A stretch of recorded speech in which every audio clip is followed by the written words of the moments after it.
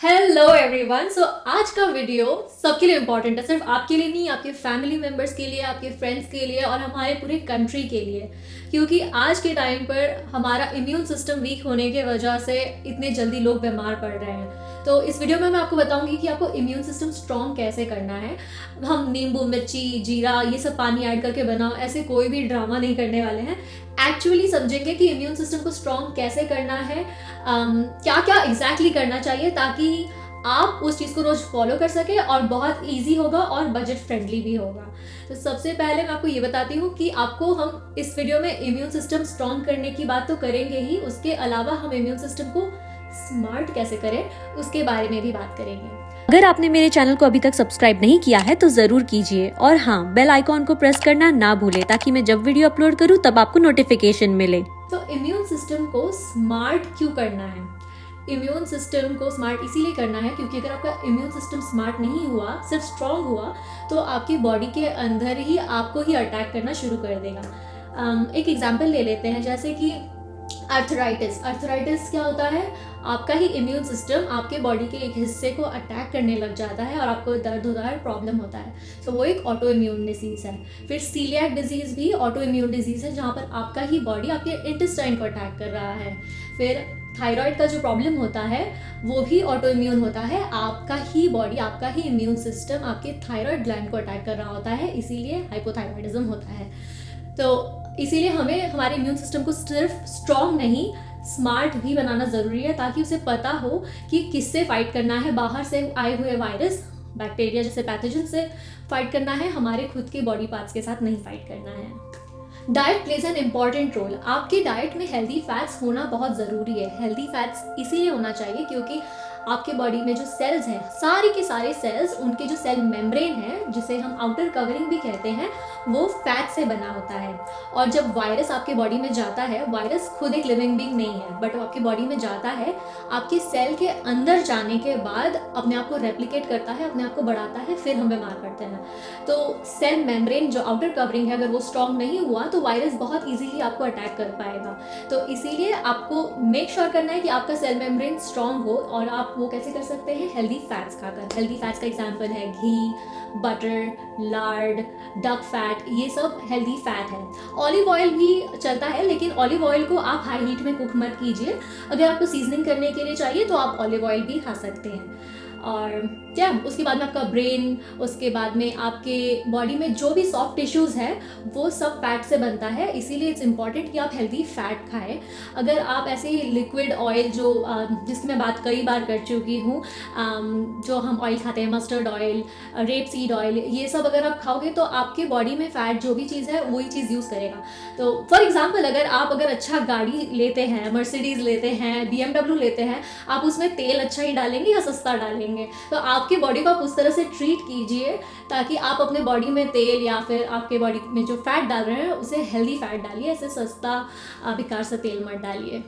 ये जो मैं हेल्दी ऑयल, अनहेल्दी ऑयल की बात कर रही हूँ, हेल्दी फैट, अनहेल्दी फैट की बात कर रही हूँ, एक्चुअल में है क्या? इसमें मेरे डिटेल में वीडियो है जिसका मैं लिंक डिस्क्रिप्शन में लगा दूंगी। आपको शॉर्ट में बता देती हूँ। जो हम वेजिटेबल ऑयल खाते हैं उसका नाम ही वेजिटेबल है, वो वेजिटेबल से नहीं आता है, वो सीड्स से आता है। सीड्स को क्रश किया जाता है, उसे ब्लीच किया जाता है, उसमें केमिकल डाला जाता है, उसे हाइड्रोजनेट किया जाता है, तब जाके वेजिटेबल ऑयल बनता है। मतलब 17 to 18 स्टेप प्रोसेस होता है, तब जाके वो ऑयल हमारे घर में आता है।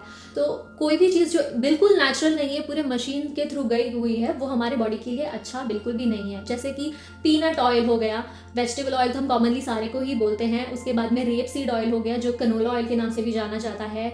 उसके बाद में मस्टर्ड ऑयल हो गया, and then sunflower oil, safflower oil, ये सारे सीड से ही बने हुए हैं और ये हमारे बॉडी के लिए अच्छा नहीं है। हमारे बॉडी को चाहिए जो कि नेचुरल है, जैसे कि बटर हो गया जो दूध से आता है, घी हो गया, ये सारे नेचुरल है। और मार्जरीन भी बहुत फेमस है, लेकिन मार्जरीन इज़ नॉट गुड क्योंकि वो वेजिटेबल ऑयल से बनता है और वेजिटेबल ऑयल को हाइड्रोजनेट किया जाता है और मार्जरीन बनता है। तो हमारे बॉडी के लिए वेजिटेबल ऑयल बुरा तो है ही और मार्जरीन उससे भी बुरा है। तो मार्जरीन प्लीज़ जितना हो सके अवॉइड कीजिए। आपकी बॉडी को हेल्दी फैट चाहिए और हेल्दी फैट क्या है वो मैंने आपको बता दिया है। नेक्स्ट, आपके खाने में प्रोटीन होना चाहिए। प्रोटीन से आपकी बॉडी का स्ट्रक्चर बिल्ड होता है।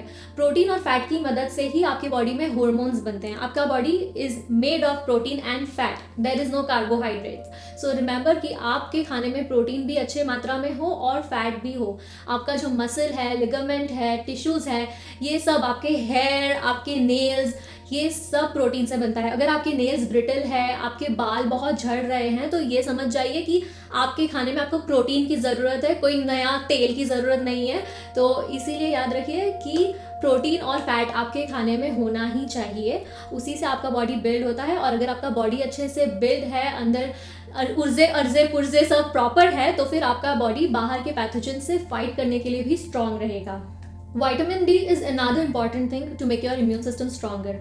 हम विटामिन डी को एकदम केयरलेसली लेते हैं। हम सारे ही विटामिन को केयरलेसली लेते हैं। हम सोचते हैं कि हम घर का बना खाना खा रहे हैं तो हमको सब मिल ही रहा होगा, लेकिन हम ये नहीं सोचते हैं कि विटामिन डी वेजिटेबल्स में नहीं होता है, विटामिन डी राइस में नहीं होता है, विटामिन डी दाल में नहीं होता है। और विटामिन डी आपको दो तरह से मिल सकते हैं, एक है डाइट और दूसरा है सन से।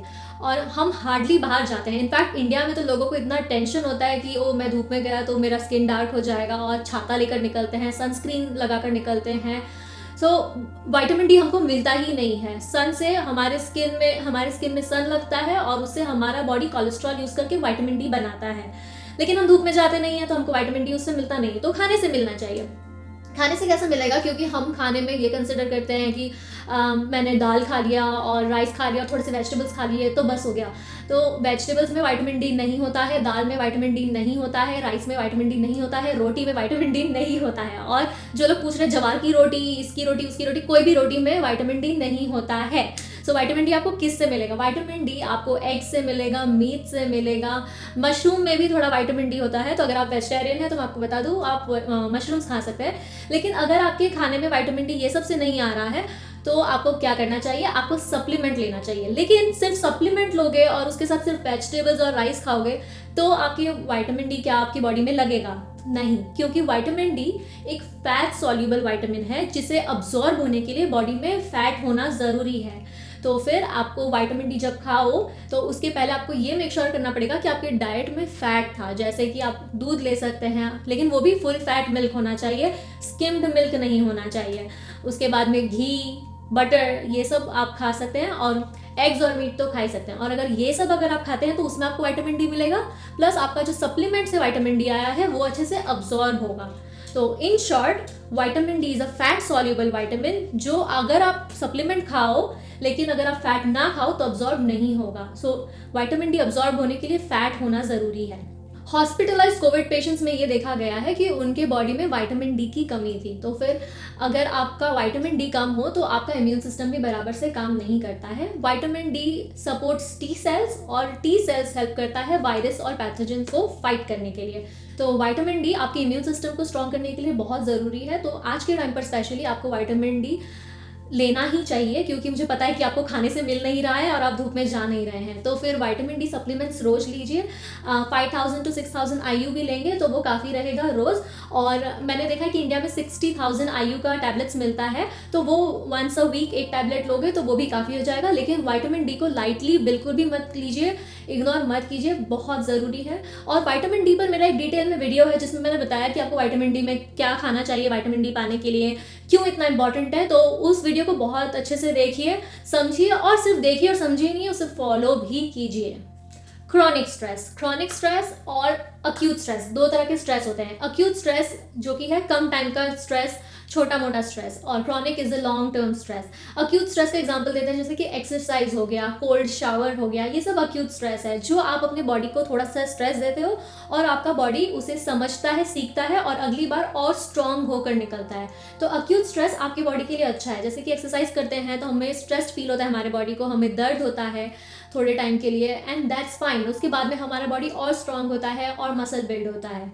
लेकिन chronic stress is not good, because chronic stress होता है तो जितने देर तक स्ट्रेस रहेगा उतना देर आपका बॉडी कॉर्टिसोल रिलीज करेगा। कॉर्टिसोल एक हार्मोन है जो अगर आपका बॉडी स्ट्रेस में जाता है तो ये हार्मोन रिलीज होता है, और जब आपकी बॉडी में कॉर्टिसोल होता है तो आपकी बॉडी में इन्फ्लेमेशन बढ़ता है, आपके बॉडी में ब्लड शुगर बढ़ता है, आपका ब्लड प्रेशर बढ़ता है। इन्फ्लेमेशन की मदद से ही बॉडी को पता चलता है कि कहाँ पर प्रॉब्लम है, अगर जैसे कि अगर आप गिर गए, आपके घुटने में लग गया, फिर वहाँ पर इन्फ्लेमेशन हो जाता है और बॉडी को पता चलता है कि ठीक है अभी हमको यहाँ पे रिपेयरिंग करनी है क्योंकि यहाँ इन्फ्लेमेशन है। लेकिन अगर आप बराबर से खा नहीं रहे हो या फिर आप पूरा टाइम स्ट्रेस रहते हो, उसकी वजह से आपका इंटायर बॉडी पूरा टाइम इन्फ्लेम्ड है, तो आपकी बॉडी को समझ में नहीं आएगा कि मुझे फायर फाइटर्स भेजने किधर है, मुझे रिपेयर किधर करना है। इसीलिए तब क्या हो जाता है, हम और बीमार पड़ जाते हैं और इम्यून सिस्टम गिव अप कर देता है, like I don't want to fight for this, कोई मतलब नहीं है क्योंकि यहाँ तो सभी जगह प्रॉब्लम है। इसीलिए इन्फ्लेमेशन अवॉइड करना बहुत ज़रूरी है, और इन्फ्लेमेशन कम करना है तो स्ट्रेस कम करना पड़ेगा और बराबर से खाना खाना पड़ेगा।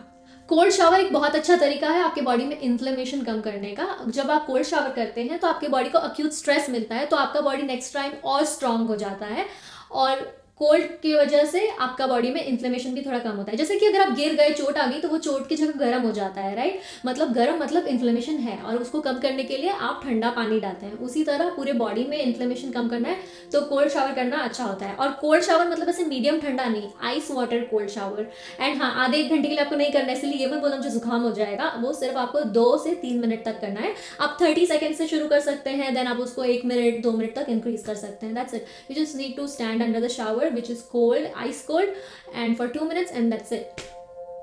Limit alcohol consumption, क्योंकि अल्कोहल ऑलरेडी एक टॉक्सिन है और आपके लिवर का काम है आपके बॉडी में से टॉक्सिन्स को निकालना। ऑलरेडी इतना लिवर काम कर रहा होता है क्योंकि हम खाना तो बराबर से खाते नहीं है, उसके बाद में दुनिया भर के टॉक्सिन्स हमारे बॉडी में ऐसे भी एंटर कर लेता है, तो उसे क्लीन करना है। प्लस हम ऊपर से अल्कोहल देकर एक्स्ट्रा काम बढ़ा देते हैं, और फिर अल्कोहल से हमारा बॉडी डिहाइड्रेट भी हो जाता है।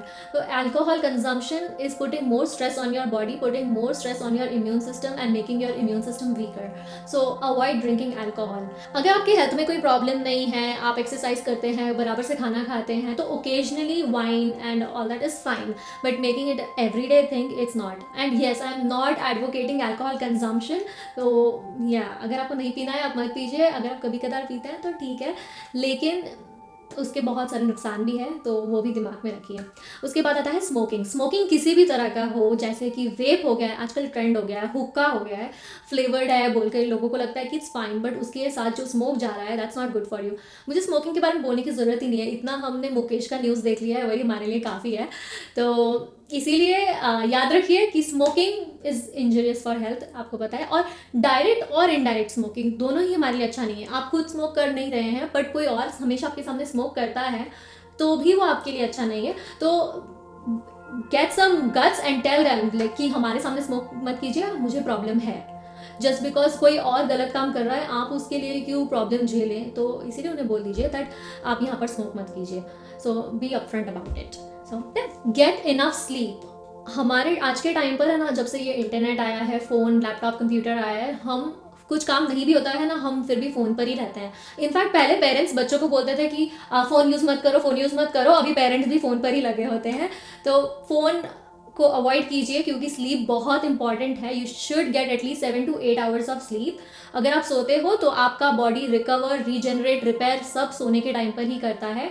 एंड जब आप सुबह उठते हो तो आप फ्रेश फील करते हो। अगर आपका स्लीप बराबर से नहीं होता है तो हम सारा दिन चिड़चिड़ फील करते हैं, सर दर्द होता है, उसके बाद में हम लोगों के साथ अच्छे से व्यवहार नहीं करते हैं, और उसके वजह से हमारे आपसी संबंध खराब हो जाते हैं, और फिर उससे स्ट्रेस होता है। स्ट्रेस की वजह से कॉर्टिसोल रिलीज होता है और इन्फ्लेमेशन बढ़ता है, एंड इन्फ्लेमेशन की वजह से इम्यून सिस्टम वीक होता है। सो हम सोचते हैं सिर्फ 1-2 घंटा एक्स्ट्रा फ़ोन यूज़ कर लूँगा या टीवी देख लूँगा तो उससे क्या हो जाएगा? वो उससे आपका इम्यून सिस्टम वीक हो जाएगा, ये होगा। एंड जो भी आप कर सको अपने नींद को बेटर करने के लिए कीजिए, जैसे कि मेक श्योर कीजिए कि आपका रूम डार्क हो, आपका रूम इनफ जितना ठंडा होना चाहिए उतना ठंडा हो। अगर आपका रूम में बहुत ड्राइनेस है तो एक ह्यूमिडिफायर लगाइए। आपके बाजू में सोने वाला खर्राटे लेता है तो फिर ईयर प्लग लगाइए। सोना बहुत ज़रूरी है, and make sure you get good sleep. और जैसे कि हमने बात किया कि इंटरपर्सनल रिलेशनशिप खराब हो जाने की वजह से स्ट्रेस होता है, कॉर्टिसोल होता है, देन इम्यून सिस्टम वीक होता है। एंड सिमिलरली आपका काम बराबर से नहीं होता है एंड वर्क नहीं हो तो उससे भी स्ट्रेस बढ़ता है। So if you don't sleep enough, उससे स्ट्रेस बढ़ता है, और फिर एक्सीडेंट होने के चांसेस बढ़ जाते हैं अगर आप नींद में गाड़ी चलाओ। मतलब अगर बराबर से नींद नहीं हुआ ना तो आपका पूरा दिन तो बेकार हो ही जाता है, आपका हेल्थ भी खराब होता है फिजिकली और mentally. So make sure you get good sleep. जैसे कि फ़ोन यूज़ करने की आदत की बात मैंने की है, फ़ोन सोने से 2 घंटे पहले यूज़ करना बंद कर दीजिए, और अगर बहुत इंपॉर्टेंट है तो उसे नाइट मोड में रखकर यूज़ कीजिए। And same goes with laptop, do not use it before sleep, वरना फिर आपको नींद जल्दी आती नहीं है। हो सके तो सोने से पहले कुछ देर मेडिटेट कीजिए, आपको अच्छा फील होगा। अगर आपको वाइट नॉइज़ की आदत है तो फिर आप वाइट नॉइज़ भी लगा के सो सकते हैं। सो इन शॉर्ट, सोने के लिए, एक अच्छी नींद के लिए आपको जो जो ज़रूरत है वो सब कीजिए। हम वीडियोस में देखते तो हैं क्या क्या करना है, लेकिन उसे करने के टाइम पर हम पीछे हो जाते हैं। तो अगर आपको एक उसके लिए छोटा सा टिप चाहिए तो आप एक काम कीजिए, एक पेपर लीजिए, उसमें डेट लिखिए रोज़ का, 10-15 दिन का छोटा सा गोल रखिए, ज़्यादा बड़ा गोल रखने की जरूरत नहीं है। पहले 10-15 दिन का अचीव हो गया, उसके बाद में आप बढ़ा सकते हैं। सारे डेट लिखिए और उसके ऊपर लिखिए कि आप क्या क्या करना चाहते हैं, और फिर जिस जिस दिन आप जो जो अचीव करें उसे टिक मार्क कीजिए। सो आपका रोज़ याद रहेगा। और जिस चीज़ को आप कहीं आंखों के आसपास टिक करके रखिए ताकि आपको याद रहे मुझे ये गोल आज अचीव करने हैं। जैसे कि धूप में बाहर निकली है, अभी तो बारिश का टाइम है तो उतना पॉसिबल नहीं होता है, लेकिन जितना पॉसिबल हो उतना बाहर निकलिए, ताकि धूप मिलेगा तो आपको विटामिन डी तो मिलेगा ही, और आपको इमोशनली भी बेटर फील होगा। अगर स्ट्रेस है तो वो थोड़ा निकल जाएगा, थोड़ा वॉक हो जाएगा। So walking is good. Next is, मैं हर वीडियो में ये बोलती हूँ तो मुझे लोग बोलते हैं why are you so against carbohydrate, लेकिन मैंने उस पर कितना वीडियो भी तो बनाया है कि कार्बोहाइड्रेट और शुगर जितना हो सके कम लीजिए। क्योंकि अगर आप पूरा टाइम कार्ब्स और शुगर खाते रहो, कार्ब्स और शुगर एक ही है, कार्ब्स आपकी बॉडी में जाकर शुगर ही बनता है। तो अगर आप कार्ब्स और शुगर खाते रहो, इवन अगर आप पतले हो बट फिर भी आप कार्ब्स और शुगर बहुत ज़्यादा खा रहे हो, तो आपकी बॉडी में इन्फ्लेमेशन बढ़ने लग जाता है। और मैंने कार्ब्स के डाइजेशन रिलेटेड ये सब बहुत वीडियोस बनाए हैं, तो मैं उसमें आपको पकाना नहीं चाहूँगी। तो अवॉइड कीजिए बहुत ज़्यादा कार्ब्स खाना, बहुत ज़्यादा प्रोसेस्ड फूड खाना। बर्थडेज पर, स्पेशल इवेंट्स पर इट्स ओके, लेकिन रोज़ रोज़ इट्स नॉट गुड। तो इतना avoid it, that's it. So I hope इस वीडियो में आपको पता चला कि इम्यून सिस्टम को स्ट्रॉन्ग करने के लिए क्या क्या करना चाहिए। अगर आपको कोई और तरीका पता है इम्यून सिस्टम को स्ट्रॉन्ग करने का, उससे मुझे कमेंट सेक्शन में ज़रूर बताइए। And don't forget to share this video with people जो आपके साथ ऐसे वीडियो शेयर करते हैं, ये अलग पोजिशन में एक्सरसाइज करो, या फिर कुछ घरेलू नुस्खा कि गर्म पानी में जीरा डालो, गर्म पानी में धनिया डालो, लहसुन डालो और पता नहीं क्या क्या डालो, और इससे इम्यून सिस्टम स्ट्रॉन्ग होगा। ये वीडियो उन लोगों के साथ शेयर कीजिए ताकि उनको पता चले कि इम्यून सिस्टम असल में कैसे स्ट्रॉन्ग होगा। So till then, take care, bye and get stronger and sharper.